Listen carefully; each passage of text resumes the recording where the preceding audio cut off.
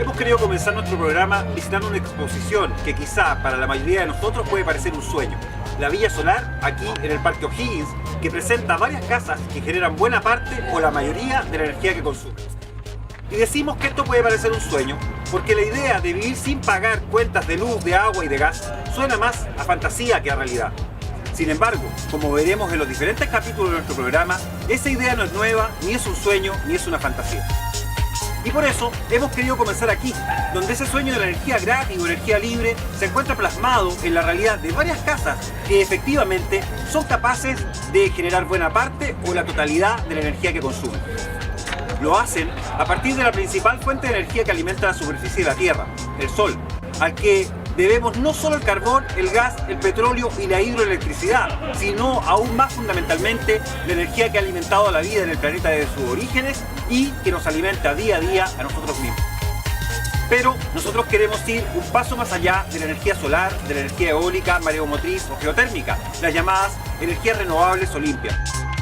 Queremos invitarlos a explorar, investigar y descubrir la verdad, el mito y la fantasía detrás de diversos inventos, artefactos y teorías que plantean la existencia de una energía libre, ilimitada e infinita, llamada energía de punto cero.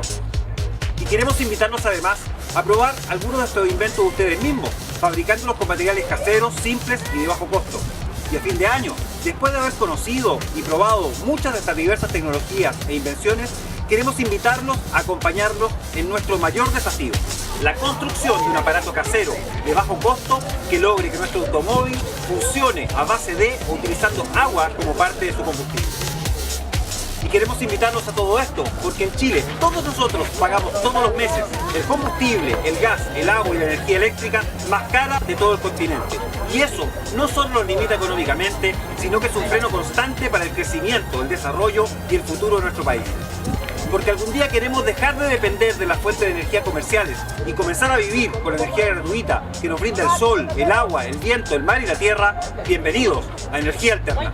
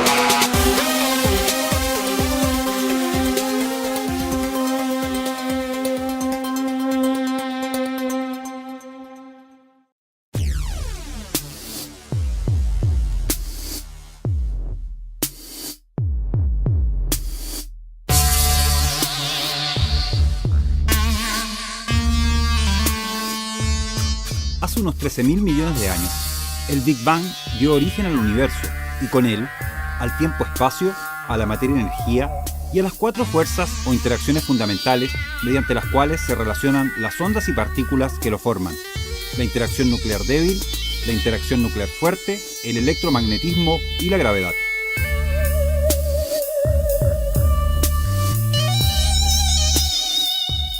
La energía es, en términos generales, la capacidad para realizar un trabajo, y su definición varía de acuerdo al modelo de física teórica que se emplee para describirla.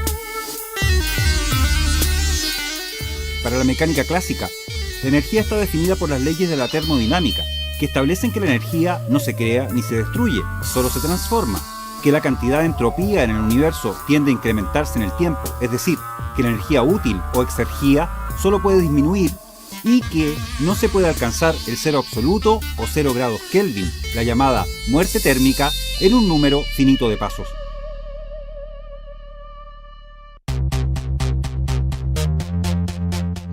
Por su parte, para la mecánica relativista, la energía es un aspecto del par fundamental materia-energía, por la cual todos los cuerpos, por el hecho de estar formados de materia, poseen una energía adicional determinada por la famosa ecuación de Albert Einstein, E = mc². Finalmente, para la mecánica cuántica, La energía es un valor asociado a una medida y no a un sistema en particular. De este modo, el valor de la energía en general es una variable aleatoria, aunque su distribución puede ser calculada. Esa variación puede también depender del tiempo utilizado, de acuerdo al principio de incertidumbre de Werner Heisenberg. A partir de los modelos anteriores, han surgido nuevas teorías, como la energía del punto cero, que es la energía más baja que un sistema físico, mecánico cuántico, puede poseer, y es la energía fundamental del sistema.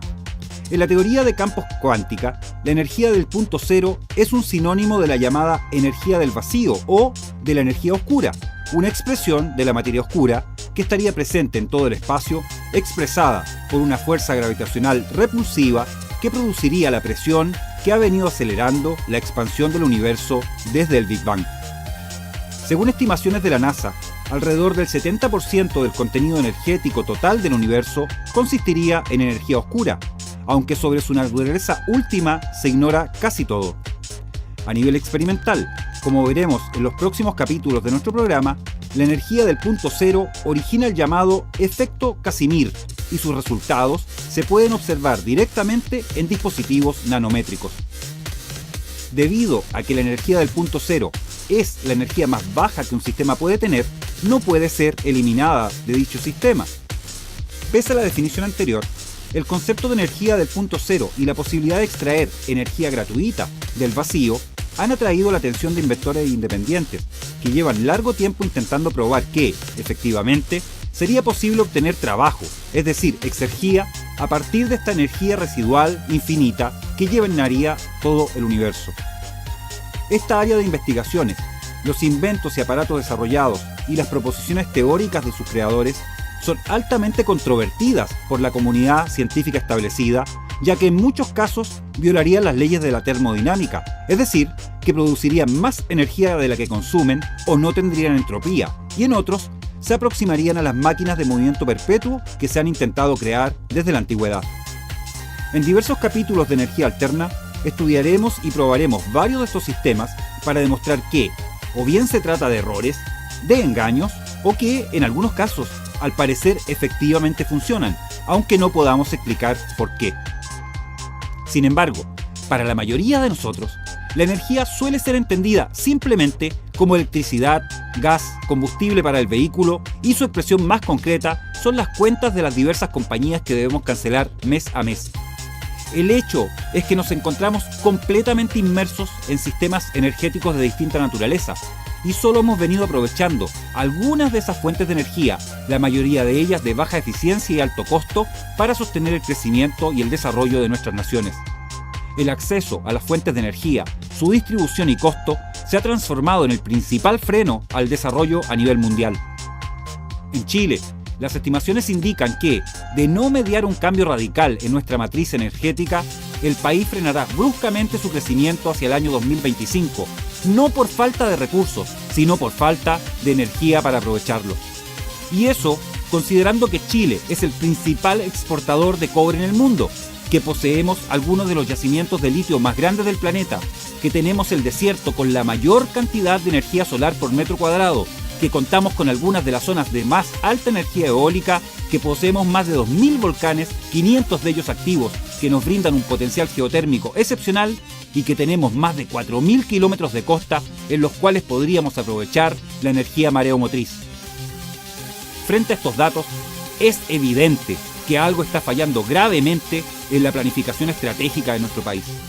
La agenda energética del Estado no solo ha sido un fracaso, sino que además sus soluciones, como veremos en el caso de la recién promulgada unión del Sistema Interconectado del Norte Grande con el Sistema Interconectado Central de Energía Eléctrica, están basadas en tecnologías obsoletas, de alto costo y baja eficiencia, y además no están pensadas para aprovechar cabalmente las energías renovables no convencionales como la solar o eólica. Finalmente, nuestra completa dependencia de la importación de gas, benzina y petróleo es una hemorragia permanente de los recursos del país, y las medidas para comenzar a reemplazar nuestros vehículos por modelos híbridos, eléctricos o a hidrógeno no solo han sido ineficientes, sino además pocas y malas.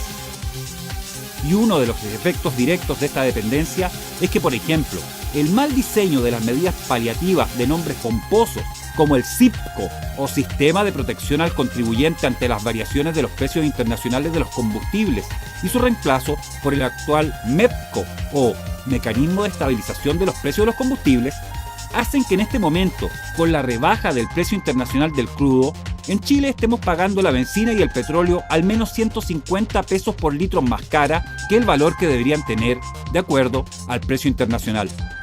Si el MEPCO efectivamente reflejara las rebajas internacionales, el precio promedio del litro de combustible debería estar cerca de los 400 pesos, incluso incluyendo el impuesto específico que todos los años llena las arcas del fisco y que originalmente fue creado para la construcción de autopistas, las mismas que fueron finalmente entregadas a concesionarias privadas y que debemos pagar cada vez que las usamos. Frente a este escenario, la necesidad de investigar y desarrollar sistemas de energía alternativas debería ser una prioridad nacional, con objetivos estratégicos de largo plazo, como el máximo aprovechamiento de nuestra capacidad de generación solar y soluciones operativas a corto plazo, como la rebaja o eliminación del impuesto para vehículos híbridos, eléctricos o hidrógeno. De no hacer esto, al menos en Chile, habríamos nacido del Big Bang para llegar rápidamente al Big Crunch energético. Y los costos de este posible colapso los pagarán nuestros hijos y los hijos de sus hijos. Pero, ¿cómo se desarrolló en Chile la actual matriz energética y por qué tenemos que pagar la energía más cara del continente? Veremos eso en el próximo segmento de este capítulo.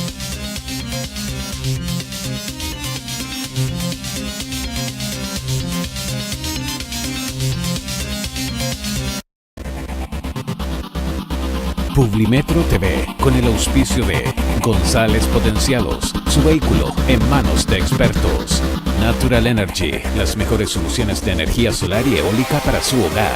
Vidarch Arquitectos, diseñando las casas del futuro. Maderas del Mundo, el mejor diseño y la más alta calidad de muebles. Corporación Ecológica Nueva Era, Instituto de Investigación Científica y Diario Publimetro están presentando Energía Alterna.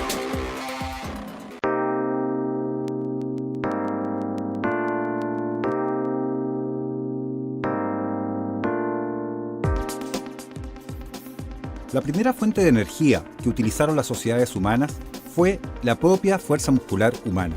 Luego, con el dominio del fuego, la leña fue la primera fuente de energía vegetal, cuyo uso continúa hasta hoy, e incluso provoca problemas de contaminación en ciudades como Temuco o Coyhaique en Chile. Al ser domesticados, los animales de tiro o de carga, como caballos y bueyes, comenzaron a ser utilizados en la agricultura como transporte y también como medida de fuerza. De hecho, hasta el día de hoy la potencia de un motor se mide en caballos de fuerza. En la navegación, el desarrollo de la vela fue la primera forma de utilizar la energía eólica. Posteriormente vinieron los molinos de viento, que a su vez derivaron de los molinos de agua, las primeras máquinas que aprovecharon la energía hídrica.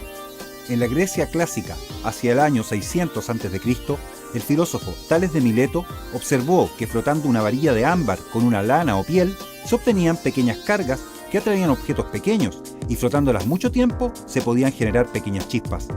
Posteriormente, el año 310 a.C., el filósofo griego Teofrasto escribió el primer tratado donde estableció que existían varias sustancias, aparte del ámbar, que poseían la propiedad de atraer objetos al ser frotadas. Ese fue el primer estudio científico sobre la electricidad.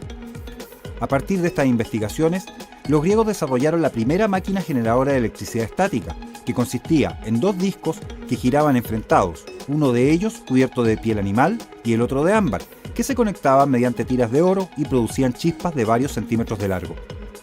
Cerca de la antigua ciudad griega de Magnesia se encontraban las llamadas piedras de magnesia, que poseían magnetita. Los antiguos griegos observaron que los trozos de esas piedras atraían entre sí y también a pequeños objetos de hierro. La palabra magneto y magnetismo derivan entonces del nombre de esa ciudad, igual que el nombre del elemento químico magnesio.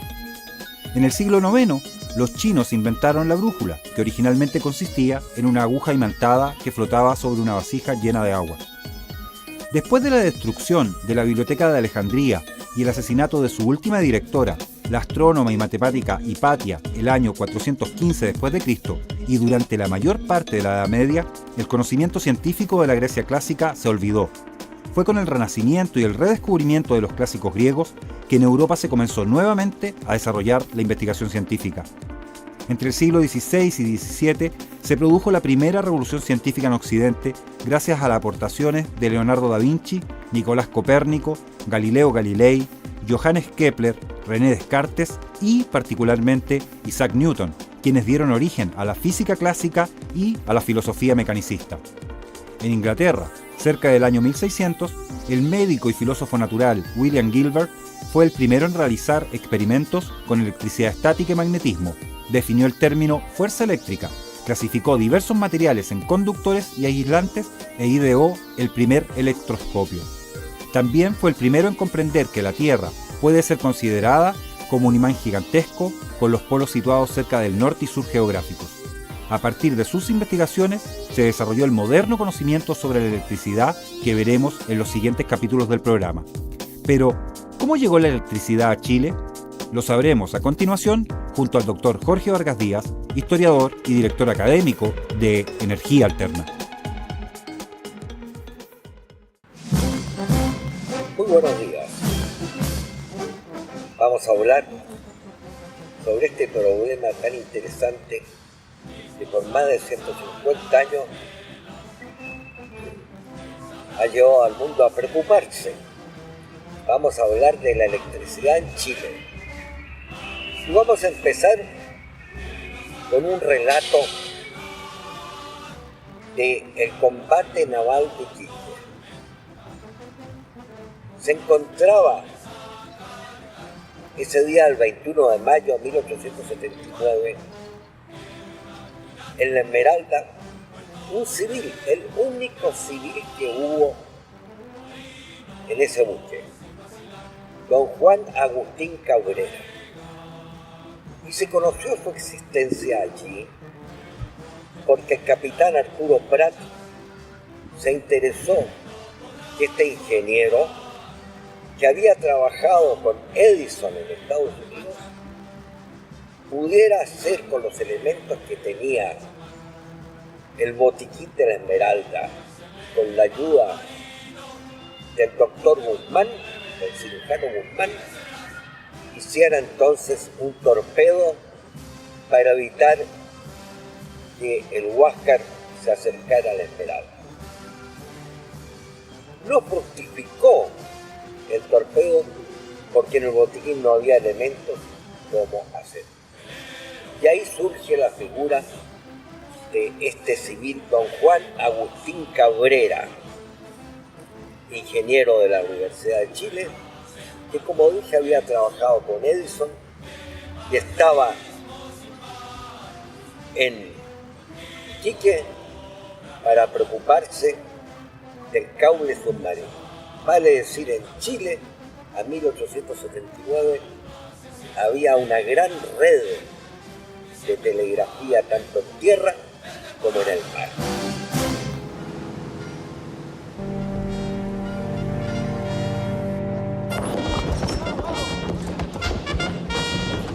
Buenas tardes, soy Agustín Cabrera, ingeniero civil. La dirección de telégrafo me mandó a cortar el cable submarino. El destino quiso que permaneciera a bordo, Cabrera. Lo siento. No lo sienta, comandante. Combatiré como lo haría cualquiera de sus hombres.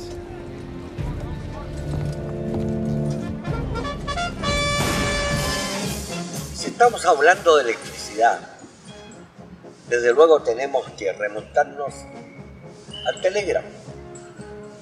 Como en Chile había habido un gran desarrollo de los ferrocarriles, primero en el norte, Caldera, Copiapó, y posteriormente en la zona central, e incluso el ferrocarril que se hizo hacia Argentina, fue necesario establecer las comunicaciones alámbricas, el telégrafo, por el sistema Morse, lo cual significó empezar a usar energía eléctrica en su transmisión. Pero posteriormente, ya en plena Guerra del Pacífico, empezó a usarse la electricidad en la ciudad de Santiago. Oficialmente, en 1883, cuando aún las tropas vencedoras estaban empezando a llegar a Santiago, vino la inauguración en la Plaza de Armas para ese 18 de septiembre de 1883, con la presencia del presidente Santamaría.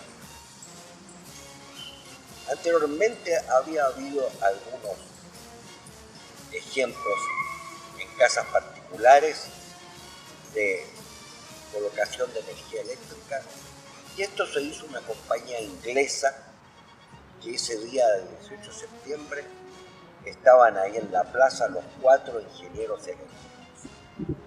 Posteriormente se fue ampliando las instalaciones hasta que también en la Casa de Moneda, el Palacio de la Moneda, también allí se instaló la energía eléctrica. Pocos años más tarde, en 1889, ya teníamos iluminada la Alameda de las Delicias, hoy día Alameda Bernardo O'Higgins, desde la estación central hasta el centro. Chile demostraba un gran progreso. Valparaíso era el gran puerto del Pacífico y todo el mundo miraba hacia el progreso de Chile en los últimos años del siglo XIX.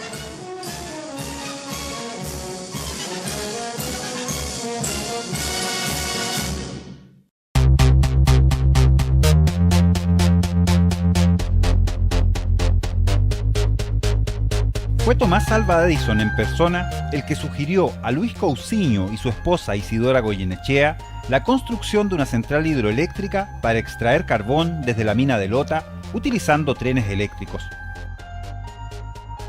Así, en 1897 se construyó la primera central hidroeléctrica de Chile, Chivilingo en Lota, que fue la segunda construida en Sudamérica. Fabricada por la firma alemana Siemens, utilizando una turbina Pelton, actualmente es monumento nacional y el año 2004 fue declarada Hito Mundial de la Ingeniería por el Instituto de Ingenieros Eléctricos de Estados Unidos. La central hidroeléctrica Chivilingo estuvo en operaciones ininterrumpidas durante 78 años, hasta 1975, y formó parte del sistema interconectado central chileno, llegando a generar 430 kW por hora. A partir de entonces, se inició un acelerado proceso de electrificación en Chile, que continúa hasta nuestros días. En 1899 se constituyó con capitales alemanes y británicos la sociedad anónima Chilean Electric Tramway Allied Company, que fue contratada por la Municipalidad de Santiago para iluminar la ciudad. La empresa construyó una pequeña central hidroeléctrica alimentada por las aguas del río Maipo a través de un canal y trajo como refuerzo un generador a carbón que finalmente suministró la energía necesaria para que, en 1900, la ciudad inaugurara el servicio de tranvías e iluminación eléctrica. En 1902, el cónsul británico informaba que todo el material eléctrico y los tranvías eran de manufactura alemana, aunque la compañía dependía en gran medida de capitales ingleses. Para ese año ya circulaban 150 carros eléctricos en Santiago y la Alameda se encontraba iluminada entre la estación central y el centro de la ciudad. Sin embargo, hasta 1912, la recién llegada electricidad debía competir con el alumbrado a gas, que aún mantenía más de 4.000 faroles de luz incandescente de 60 bujías por farol funcionando en la ciudad. Además, el inicio del servicio eléctrico y su posterior expansión trajo de la mano otros problemas: el mal uso de las instalaciones eléctricas, lo precario de las mismas y la ignorancia de la población frente a esta nueva fuente de energía fueron causas de numerosos incendios. La prensa de la época acusó frecuentemente la ineficiencia del servicio público de alumbrado. En 1910, para las celebraciones del centenario, ocurrieron 2 apagones o blackouts, uno en mayo y el otro, precisamente, el 18 de septiembre, en plena celebración de las fiestas patrias, para vergüenza de las autoridades. Un año antes, había entrado en funcionamiento la planta hidroeléctrica de la Florida de la compañía alemana transatlántica de electricidad, la misma empresa que había realizado los trabajos anteriores en Pirque para obtener agua del río Maipo. La nueva planta entró en servicio con 4 turbogeneradores de 3.000 kW de 12.000 voltios cada uno, y la energía se distribuyó a través de 4 subestaciones: Victoria, Mapocho, Unión Americana y Villavicencio, arrendadas a la Chilean Electric. Sin embargo, la producción de electricidad aún no alcanzaba para iluminar toda la ciudad, hasta que en 1921 se inauguró la planta hidroeléctrica de los Maitenes, en el Cajón del Maipo, que proporcionó 110 kilowatts adicionales que llegaban por torres de alta tensión hasta el Cerro San Cristóbal, en el centro de Santiago. Desde esa época, y como veremos en el próximo capítulo de Energía Alterna, se impuso el modelo de planificación, desarrollo y comercialización que resultó de la llamada Guerra de las Corrientes entre Thomas Alva Edison con la corriente continua y Nikola Tesla y la compañía Westinghouse con la corriente alterna, que fue la que terminó implementándose en todo el mundo. Y de este modo, fue a partir de compañías privadas con capitales extranjeros que, fundamentalmente, velaban por sus propios intereses, que en Chile se desarrolló la red de electricidad que tenemos hasta el día de hoy. Y, desde un inicio, este modelo implicó elevadas tarifas para los consumidores, la carencia de una planificación estratégica de largo plazo y, fundamentalmente, la privatización por la vía de concesiones o derechos de agua de las principales fuentes de energía hídrica del país. De esta forma, en la actualidad, los derechos de agua para uso no consultivo en Chile pertenecen en más de un 80% a Endesa España. Y adicionalmente, dado el modelo de comercialización de la electricidad, que se cobra según el precio de la central más cara que se encuentra abasteciendo el consumo, es decir, las centrales a carbón o petróleo que han debido operar casi continuamente en virtud de la sequía, todos nosotros pagamos la electricidad doméstica más cara del continente.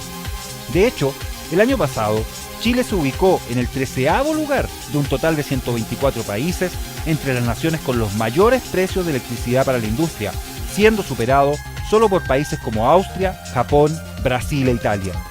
La nómina la encabeza Italia con un costo promedio de $280 por megawatt. Chile se ubicó en el puesto número 13 con $150 por megawatt, siendo solo superado por Brasil en Sudamérica. En otras palabras, tanto el modelo de desarrollo, herencia del capitalismo norteamericano de inicios del siglo XX, el modelo de implementación, que se apropia monopólicamente de las fuentes de energía, y el modelo de comercialización, que traspasa los costos directamente a los consumidores finales, han sido responsables de que Chile sea uno de los países donde el costo de la energía eléctrica sea uno de los más caros del mundo. Y en nuestro programa intentaremos que usted pueda ahorrar parte de este gasto.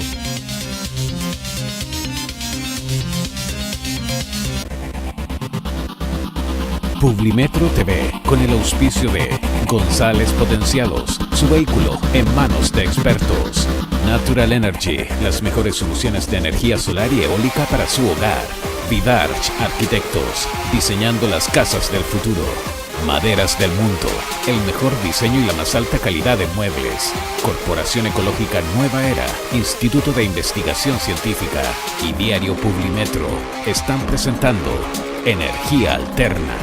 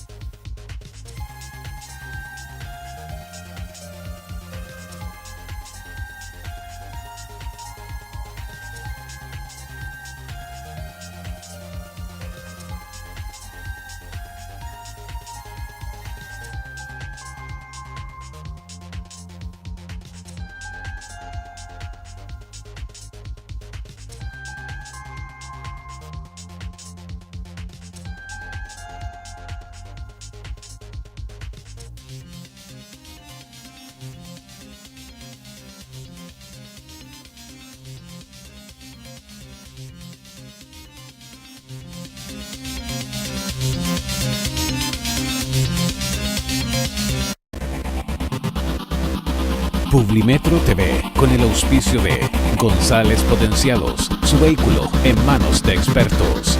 Natural Energy, las mejores soluciones de energía solar y eólica para su hogar. Vidarch Arquitectos, diseñando las casas del futuro. Maderas del Mundo, el mejor diseño y la más alta calidad de muebles. Corporación Ecológica Nueva Era, Instituto de Investigación Científica y Diario Publimetro están presentando Energía Alterna.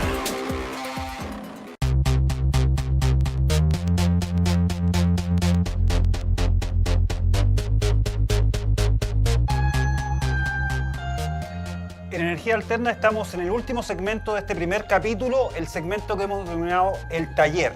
Cada capítulo del programa va a terminar con un taller donde les queremos enseñar algunas técnicas, procedimientos y algunos aparatos que les van a permitir ahorrar energía. Pero en este primer capítulo me encuentro junto a Rodrigo Calderón, que es químico farmacéutico, que nos va a mostrar un procedimiento bastante sencillo para obtener uno de los elementos que vamos a trabajar durante todo el programa y hasta el final, diría yo, que es la obtención de hidrógeno, Rodrigo. Cuéntanos. Hola Alexis. Bueno, tal cual como tú decías, es un procedimiento bastante simple para producir hidrógeno, que es el combustible del futuro, Así es. que requiere muy pocos implementos y que uno puede adquirir en cualquier lugar. Cuéntanos.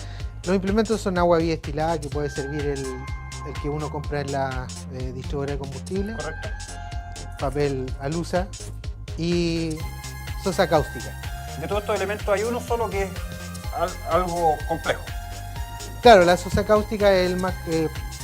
sus características cáusticas son las que pueden producir algún problema, por eso el uso de guantes y de seguridad para evitar cualquier problema en la piel o en alguna superficie expuesta. Correcto. Ahora coméntanos por qué se produce o cómo se produce hidrógeno a partir de la reacción que vamos a ver. El hidróxido de sodio, que es el componente de la soda cáustica, reacciona con el aluminio. Okay. Se produce aluminato, que es una sal de sodio, aluminato de sodio, y por óxido de reducción se produce el gas hidrógeno. Perfecto.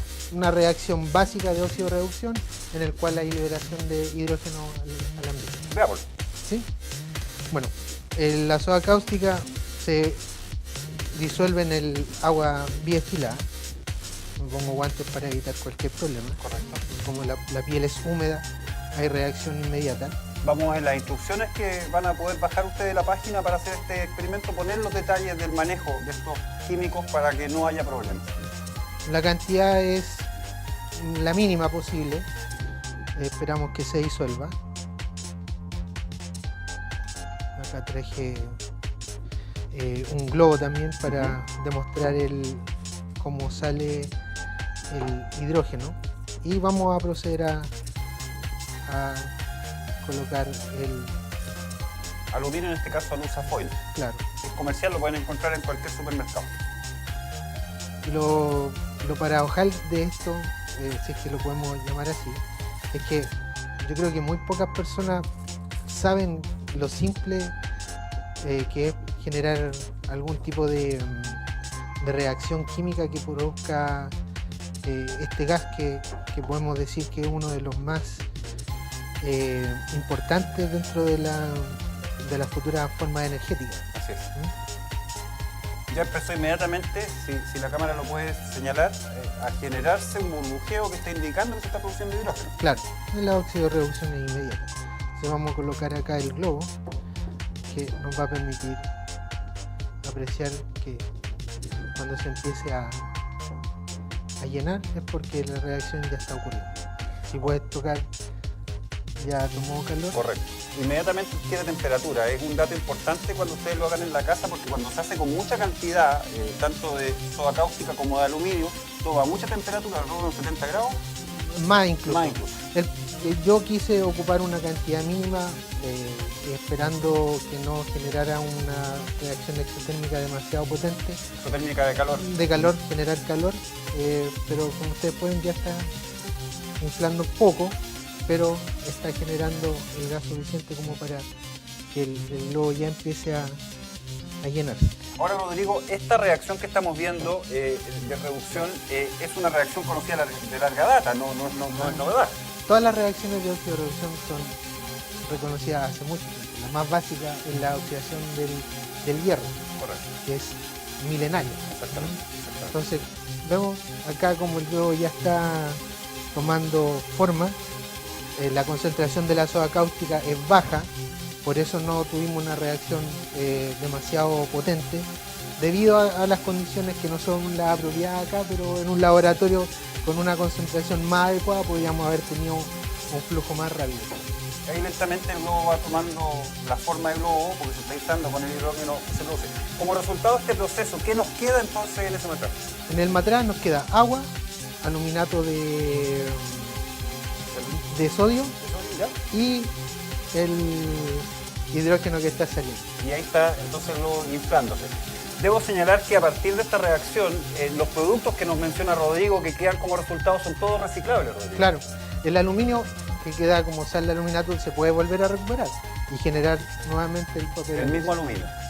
Esta reacción que ustedes están viendo, que parece muy simple, en realidad es la base de todo un nuevo nivel de desarrollo.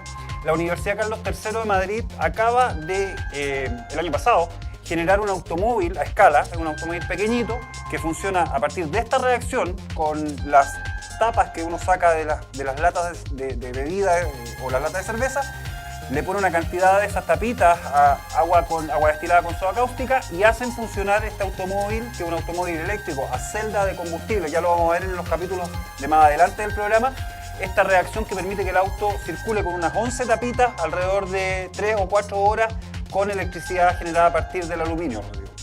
Claro, ese el experimento que tú indicas tiene un nombre particular que lo usaron respecto a la película Volver al Futuro. Así es, pues. Estamos hablando del automóvil DeLorean, del H-Orion, que se refiere a la reacción que estamos mirando y que vamos a ver para finalizar el capítulo de hoy día. Rodrigo, te quiero dar muchísimas gracias por este primer taller de energía alterna y te espero en otros capítulos del programa. No hay problema. Muchas gracias. Gracias a ti. Nos vemos en Energía Alterna el próximo mes. Hasta luego. Hasta luego.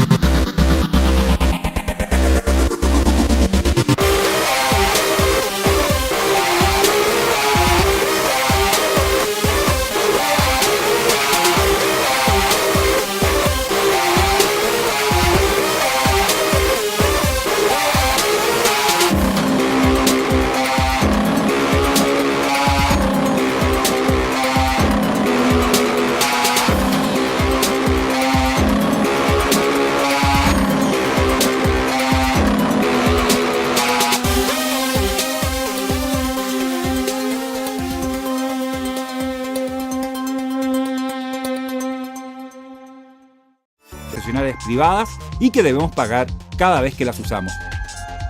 Frente a este escenario, la necesidad de investigar y desarrollar sistemas de energía alternativas debería ser una prioridad nacional, con objetivos estratégicos de largo plazo, como el máximo aprovechamiento de nuestra capacidad de generación solar y soluciones operativas a corto plazo, como la rebaja o eliminación del impuesto para vehículos híbridos, eléctricos o hidrógeno. De no hacer esto, al menos en Chile, habríamos nacido del Big Bang para llegar rápidamente al Big Crunch energético, y los costos de este posible colapso los pagarán nuestros hijos y los hijos de sus hijos. Pero, ¿cómo se desarrolló en Chile la actual matriz energética y por qué tenemos que pagar la energía más cara del continente? Veremos eso en el próximo segmento de este capítulo.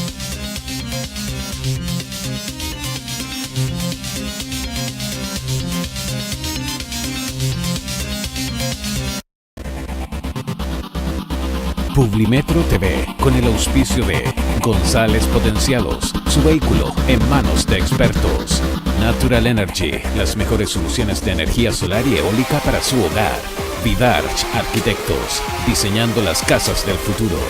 Maderas del Mundo, el mejor diseño y la más alta calidad de muebles. Corporación Ecológica Nueva Era, Instituto de Investigación Científica y Diario Publimetro están presentando Energía Alterna.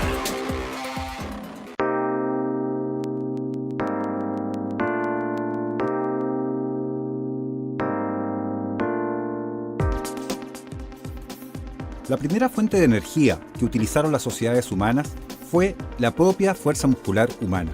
Luego, con el dominio del fuego, la leña fue la primera fuente de energía vegetal, cuyo uso continúa hasta hoy, e incluso provoca problemas de contaminación en ciudades como Temuco o Coyhaique en Chile.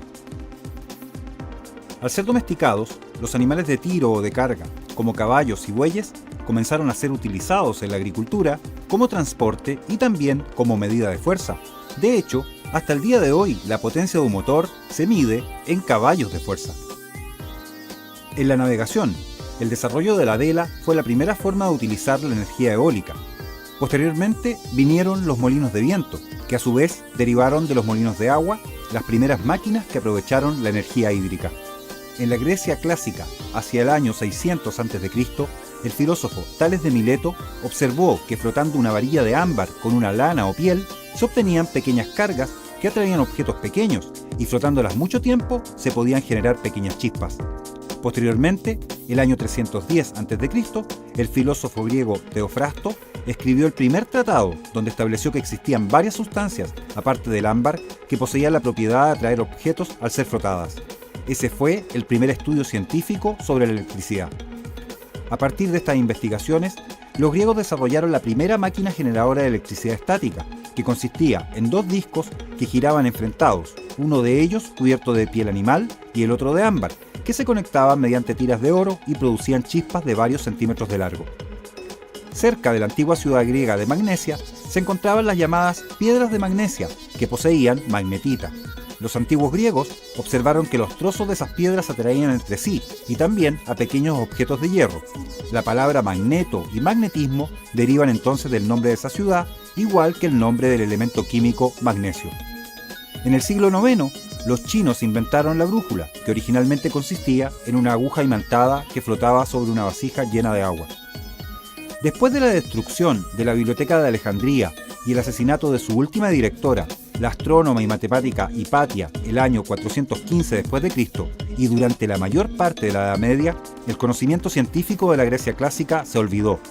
Fue con el Renacimiento y el redescubrimiento de los clásicos griegos que en Europa se comenzó nuevamente a desarrollar la investigación científica. Entre el siglo XVI y XVII se produjo la primera revolución científica en Occidente gracias a las aportaciones de Leonardo da Vinci, Nicolás Copérnico, Galileo Galilei, Johannes Kepler, René Descartes y, particularmente, Isaac Newton, quienes dieron origen a la física clásica y a la filosofía mecanicista. En Inglaterra, cerca del año 1600, el médico y filósofo natural William Gilbert fue el primero en realizar experimentos con electricidad estática y magnetismo.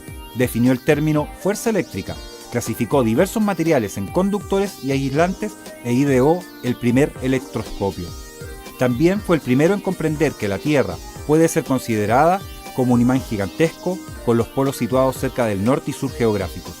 A partir de sus investigaciones se desarrolló el moderno conocimiento sobre la electricidad que veremos en los siguientes capítulos del programa. Pero, ¿cómo llegó la electricidad a Chile? Lo sabremos a continuación junto al Dr. Jorge Vargas Díaz, historiador y director académico de Energía Alterna. Muy buenos días.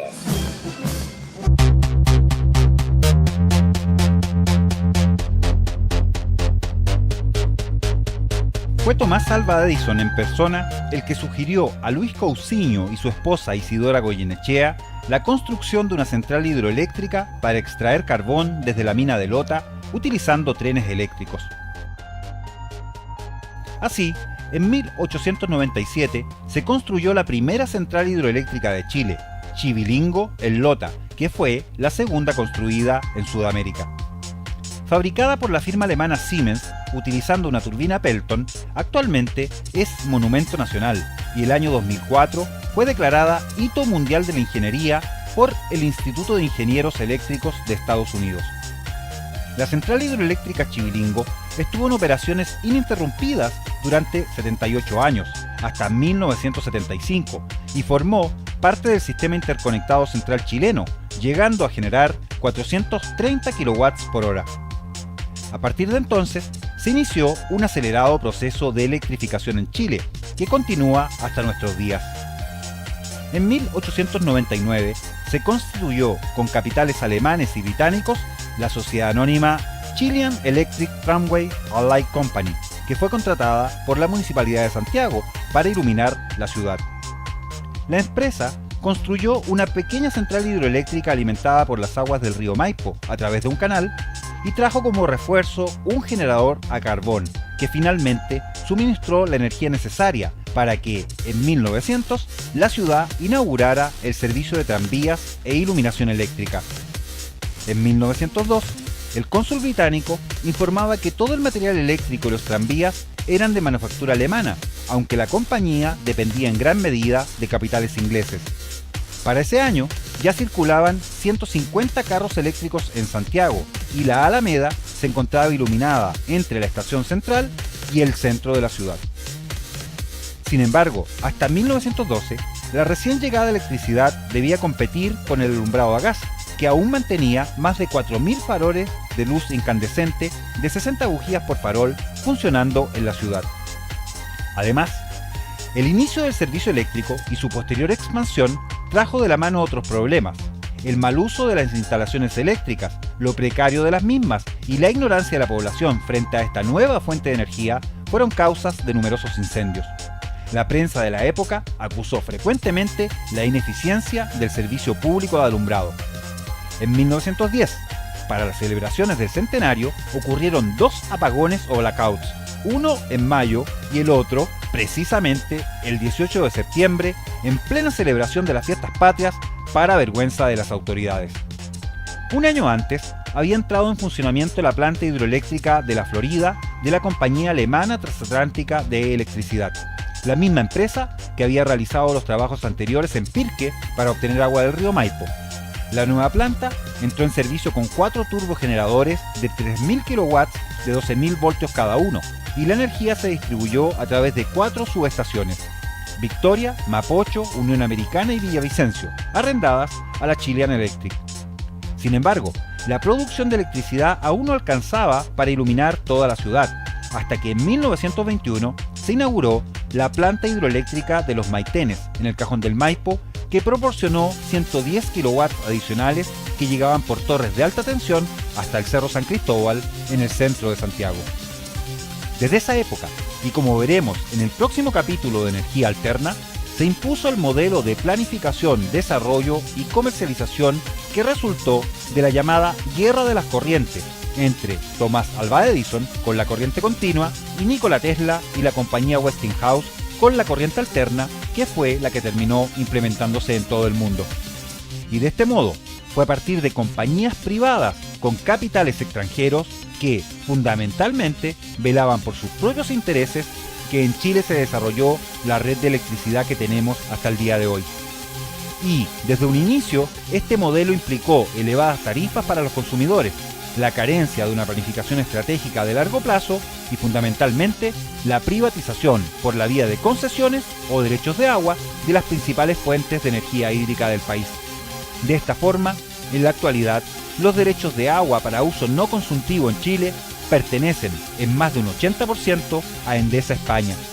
Y adicionalmente, dado el modelo de comercialización de la electricidad, que se cobra según el precio de la central más cara que se encuentra abasteciendo el consumo, es decir, las centrales a carbón o petróleo que han debido operar casi continuamente en virtud de la sequía, todos nosotros pagamos la electricidad doméstica más cara del continente.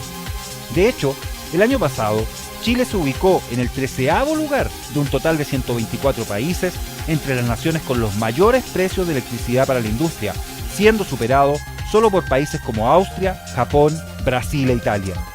La nómina la encabeza Italia.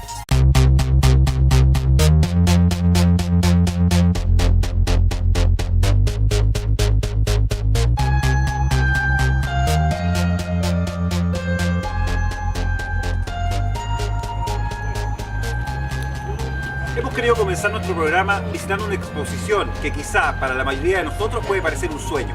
La Villa Solar, aquí en el Parque O'Higgins, que presenta varias casas que generan buena parte o la mayoría de la energía que consumen. Y decimos que esto puede parecer un sueño, porque la idea de vivir sin pagar cuentas de luz, de agua y de gas suena más a fantasía que a realidad. Sin embargo, como veremos en los diferentes capítulos de nuestro programa, esa idea no es nueva, ni es un sueño, ni es una fantasía. Y por eso hemos querido comenzar aquí, donde ese sueño de la energía gratis o energía libre se encuentra plasmado en la realidad de varias casas que efectivamente son capaces de generar buena parte o la totalidad de la energía que consumen.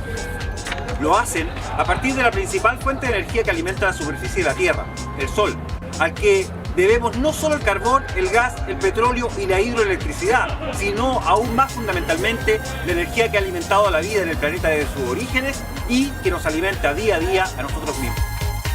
Pero nosotros queremos ir un paso más allá de la energía solar, de la energía eólica, mareomotriz o geotérmica, las llamadas energías renovables o limpias. Queremos invitarlos a explorar, investigar y descubrir la verdad, el mito y la fantasía detrás de diversos inventos, artefactos y teorías que plantean la existencia de una energía libre, ilimitada e infinita, llamada energía de punto cero.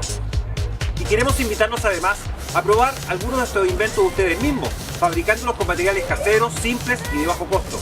Y a fin de año, después de haber conocido y probado muchas de estas diversas tecnologías e invenciones, queremos invitarlos a acompañarlos en nuestro mayor desafío, la construcción de un aparato casero de bajo costo que logre que nuestro automóvil funcione a base de o utilizando agua como parte de su combustible.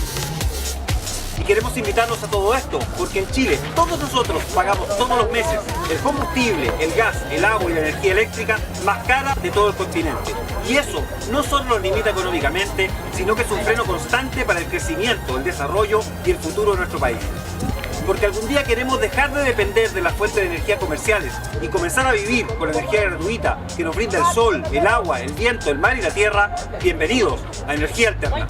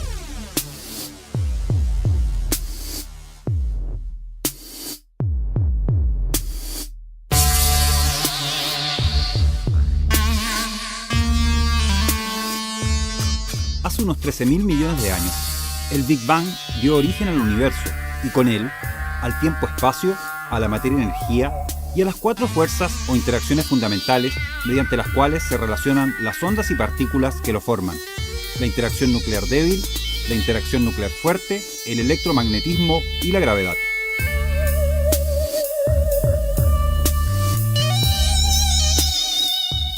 La energía es, en términos generales, la capacidad para realizar un trabajo, y su definición varía de acuerdo al modelo de física teórica que se emplee para describirla.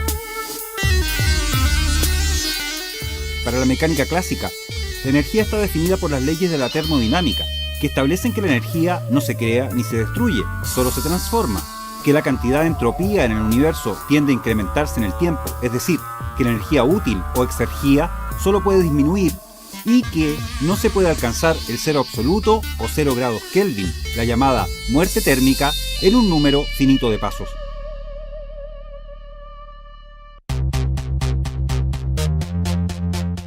Por su parte, para la mecánica relativista, la energía es un aspecto del par fundamental materia-energía, por la cual todos los cuerpos, por el hecho de estar formados de materia, poseen una energía adicional determinada por la famosa ecuación de Albert Einstein, E igual mc al cuadrado. Finalmente, para la mecánica cuántica, la energía es un valor asociado a una medida y no a un sistema en particular. De este modo, el valor de la energía en general es una variable aleatoria, aunque su distribución puede ser calculada. Esa variación puede también depender del tiempo utilizado, de acuerdo al principio de incertidumbre. Vamos a hablar sobre este problema tan interesante que por más de 150 años ha llevado al mundo a preocuparse. Vamos a hablar de la electricidad en Chile. Y vamos a empezar con un relato del combate naval de Iquique. Se encontraba ese día, el 21 de mayo de 1879, en la Esmeralda, un civil, el único civil que hubo en ese buque, don Juan Agustín Cabrera. Y se conoció su existencia allí porque el capitán Arturo Prat se interesó que este ingeniero, que había trabajado con Edison en Estados Unidos, pudiera hacer con los elementos que tenía el botiquín de la Esmeralda, con la ayuda del doctor Guzmán, del cirujano Guzmán, hiciera entonces un torpedo para evitar que el Huáscar se acercara a la Esmeralda. No fructificó el torpedo porque en el botiquín no había elementos como hacer. Y ahí surge la figura de este civil, don Juan Agustín Cabrera, ingeniero de la Universidad de Chile, que, como dije, había trabajado con Edison y estaba en Iquique para preocuparse del cable submarino. Vale decir, en Chile, a 1879, había una gran red de telegrafía tanto en tierra como en el mar.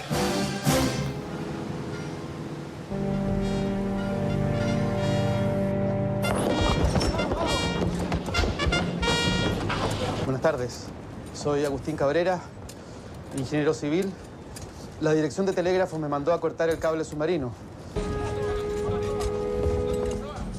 El destino quiso que permaneciera a bordo, Cabrera. Lo siento. No lo sienta, comandante. Combatiré como lo haría cualquiera de sus hombres.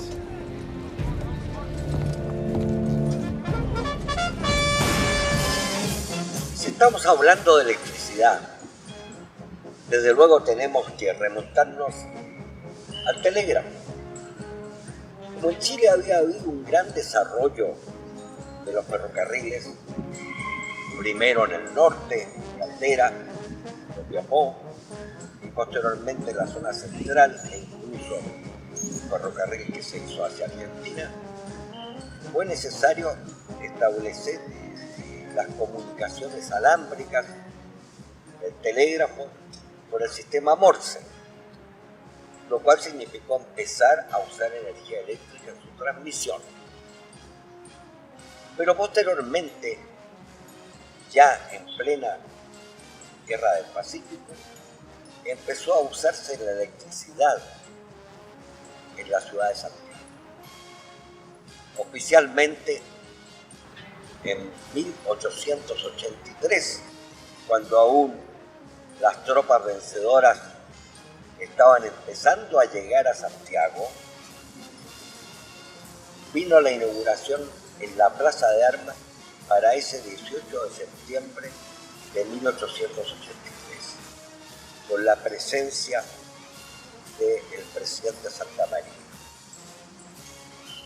Anteriormente había habido algunos ejemplos en casas particulares de colocación de energía eléctrica, y esto se hizo una compañía inglesa que ese día del 18 de septiembre estaban ahí en la plaza los 4 ingenieros eléctricos.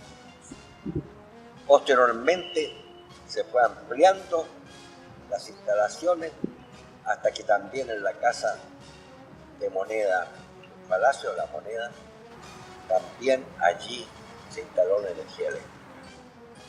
Pocos años más tarde, en 1889 ya teníamos iluminada la Alameda de las Delicias, hoy día Alameda Bernardo O'Higgins, desde la estación central hasta el centro. Chile demostraba un gran progreso. Valparaíso era el gran puerto del Pacífico y todo el mundo miraba hacia el progreso de Chile en los últimos años del siglo XIX.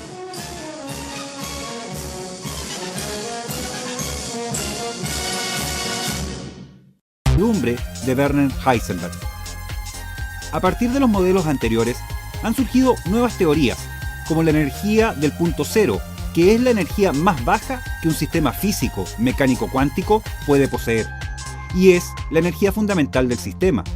En la teoría de campos cuántica, la energía del punto cero es un sinónimo de la llamada energía del vacío o de la energía oscura, una expresión de la materia oscura que estaría presente en todo el espacio, expresada por una fuerza gravitacional repulsiva que produciría la presión que ha venido acelerando la expansión del universo desde el Big Bang. Según estimaciones de la NASA, alrededor del 70% del contenido energético total del universo consistiría en energía oscura, aunque sobre su naturaleza última se ignora casi todo. A nivel experimental, como veremos en los próximos capítulos de nuestro programa, la energía del punto cero origina el llamado efecto Casimir y sus resultados se pueden observar directamente en dispositivos nanométricos. Debido a que la energía del punto cero es la energía más baja que un sistema puede tener, no puede ser eliminada de dicho sistema. Pese a la definición anterior, el concepto de energía del punto cero y la posibilidad de extraer energía gratuita del vacío han atraído la atención de inversores independientes, que llevan largo tiempo intentando probar que, efectivamente, sería posible obtener trabajo, es decir, exergía, a partir de esta energía residual infinita que llenaría todo el universo. Esta área de investigaciones, los inventos y aparatos desarrollados y las proposiciones teóricas de sus creadores son altamente controvertidas por la comunidad científica establecida, ya que en muchos casos violarían las leyes de la termodinámica, es decir, que producirían más energía de la que consumen o no tendrían entropía, y en otros se aproximarían a las máquinas de movimiento perpetuo que se han intentado crear desde la antigüedad. En diversos capítulos de energía alterna, estudiaremos y probaremos varios de estos sistemas para demostrar que, o bien se trata de errores, de engaños, o que, en algunos casos, al parecer efectivamente funcionan, aunque no podamos explicar por qué. Sin embargo, para la mayoría de nosotros, la energía suele ser entendida simplemente como electricidad, gas, combustible para el vehículo y su expresión más concreta son las cuentas de las diversas compañías que debemos cancelar mes a mes. El hecho es que nos encontramos completamente inmersos en sistemas energéticos de distinta naturaleza y solo hemos venido aprovechando algunas de esas fuentes de energía, la mayoría de ellas de baja eficiencia y alto costo, para sostener el crecimiento y el desarrollo de nuestras naciones. El acceso a las fuentes de energía, su distribución y costo se ha transformado en el principal freno al desarrollo a nivel mundial. En Chile, las estimaciones indican que, de no mediar un cambio radical en nuestra matriz energética, el país frenará bruscamente su crecimiento hacia el año 2025, no por falta de recursos, sino por falta de energía para aprovecharlos. Y eso, considerando que Chile es el principal exportador de cobre en el mundo, que poseemos algunos de los yacimientos de litio más grandes del planeta, que tenemos el desierto con la mayor cantidad de energía solar por metro cuadrado, que contamos con algunas de las zonas de más alta energía eólica, que poseemos más de 2.000 volcanes, 500 de ellos activos, que nos brindan un potencial geotérmico excepcional y que tenemos más de 4.000 kilómetros de costa en los cuales podríamos aprovechar la energía mareomotriz. Frente a estos datos, es evidente que algo está fallando gravemente en la planificación estratégica de nuestro país. La agenda energética del Estado no solo ha sido un fracaso, sino que además sus soluciones, como veremos en el caso de la recién promulgada unión del Sistema Interconectado del Norte Grande con el Sistema Interconectado Central de Energía Eléctrica, están basadas en tecnologías obsoletas, de alto costo y baja eficiencia, y además no están pensadas para aprovechar cabalmente las energías renovables no convencionales como la solar o eólica. Finalmente, nuestra completa dependencia de la importación de gas, benzina y petróleo es una hemorragia permanente de los recursos del país, y las medidas para comenzar a reemplazar nuestros vehículos por modelos híbridos, eléctricos o a hidrógeno no solo han sido ineficientes, sino además pocas y malas. Y uno de los efectos directos de esta dependencia es que, por ejemplo, el mal diseño de las medidas paliativas de nombres pomposos como el SIPCO o Sistema de Protección al Contribuyente ante las variaciones de los precios internacionales de los combustibles y su reemplazo por el actual MEPCO o Mecanismo de Estabilización de los Precios de los Combustibles hacen que en este momento, con la rebaja del precio internacional del crudo, en Chile estemos pagando la benzina y el petróleo al menos 150 pesos por litro más cara que el valor que deberían tener de acuerdo al precio internacional. Si el MEPCO efectivamente reflejara las rebajas internacionales, el precio promedio del litro de combustible debería estar cerca de los 400 pesos, incluso incluyendo el impuesto específico que todos los años llena a las arcas del fisco y que originalmente fue creado para la construcción de autopistas, las mismas que fueron finalmente entregadas a